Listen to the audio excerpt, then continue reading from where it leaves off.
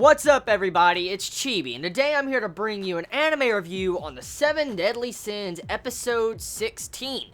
So, this episode of Taizai covers a grand span of 4 chapters, and I'm just going to be honest here, they adapted everything properly. They adapted 4 chapters, and they actually did it beautifully. They really did. So, this episode, once again, was a very good fucking episode. It really was. I truly love this episode. Once again, all that setup, all that plot drop, so much setup for the future, and some of the foreshadowing also laid in place with this episode. So, it seems like A1 is starting to kick the brakes just a little bit because they realize that a lot of people are really starting to like the anime, and they need to actually hold the brakes now and try to do this right. So I'm glad, once again, A1 adapts this episode properly. Now, the only thing necessarily they did skip in these 4 chapters was Peliodas. Like I said in my last 2 episode reviews, Peliodas was completely cut from the anime, which most likely might be a problem later on down the road, but we have no idea at the moment, even in the manga.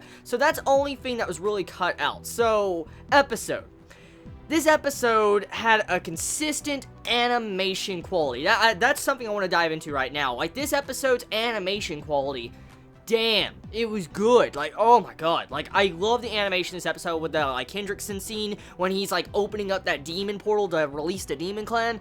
Oh, dude. That scene was hype. Oh, shit. Like, in this episode, it sets up a lot of things. One thing that you can really get from this episode is Hendrickson and Dreyfus. Now, these two, as we find out in this episode with a little bit of a plot twist, these two are the actual original people that betrayed the kingdom and placed the blame on the 7 Deadly Sins. Because in this episode, it is revealed that Hendrickson and Dreyfus killed the great Holy Knight Zarathus. And with this reveal, we find out that the Sins are innocent and Hendrickson and Dreyfus set them up. That is what we find out also in this episode. And the other thing on top of this with that, we find out Merlin, one of these 7 Deadly Sins, has done something in the past 10 years ago. Supposedly is in the entire issue of why Meliodas was knocked unconscious. So, a lot of mysteries in this episode that are building up to future events that may not even be explained in the manga, but who knows. Overall, though, with the episode in that segment, the main thing you can get out of that is Dreyfus and Hendrickson's actual dialogue between each other. For one thing, it seems like Dreyfus wants to get some revenge against Hendrickson after killing his son. Like, you have to where Hendy just puts his hand on Dreyfus, is like, oh, you better watch out or I'll kill you like I did your son, Grimoire. And I'm like, oh. So, Hendrickson's fretting Dreyfus in this episode, and also you have it to where they're setting aside their differences to deal with the issues that are on the both sides of the kingdom. For instance, we have it to where supposedly Arthur has arrived, and also we have it to where the Sins are coming through the freaking air and they landed in the kingdom and they're destroying all the Holy Knights. So this episode has like a 3-way battle slowly building up, because I mean, you have like this dude Arthur that popped up on the other side of the wall. You have to where Bond, Galther, and Meliodas are arriving through the sky because of Diane slinging them. That was pretty fucking badass. Like, you know, I forgot about that. Like, I slightly forgot about, like, how Diane really done that to get these Sins in there, and seeing how Diane just picked up and all them and just fucking slung on, like, yo, dude, that's, like, so fucked up, man. Diane just slung Meliodas, it just, wow. So, that entire scene, it makes me question a lot of things, what they're probably gonna do in the future. Now, it's time I actually state something real quick. You remember the Black Hound I stated a long time ago in earlier parts of the review? The Black Hound becomes very crucial right at this episode, like right next episode most likely, for Diane. And for it to not be in the anime, like it's completely omitted from the series, I'm questioning how they're going to handle some certain events, especially with Diane. That's one thing I'm really trying to wonder right now, because the Sins, if you looked at it, they got slung a long ways to the kingdom. Like, did you see the distance and how fast they were going? They were going incredibly fucking fast to get to the kingdom. And so, there is no way in fuck Diane should be able to get there in that short span of time, let alone in a good, decent time that makes logical sense. So, we have to wonder right now, how is Diane gonna get there?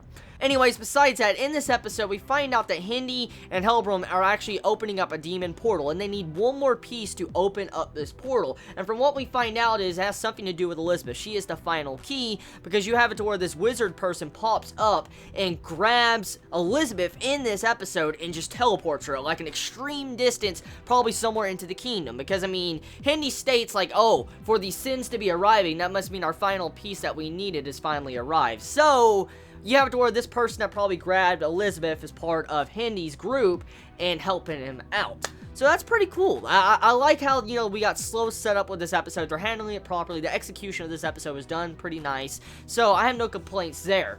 Now, one thing I will say about this episode, okay? I have to say, I really, really do fucking love Galther in this anime.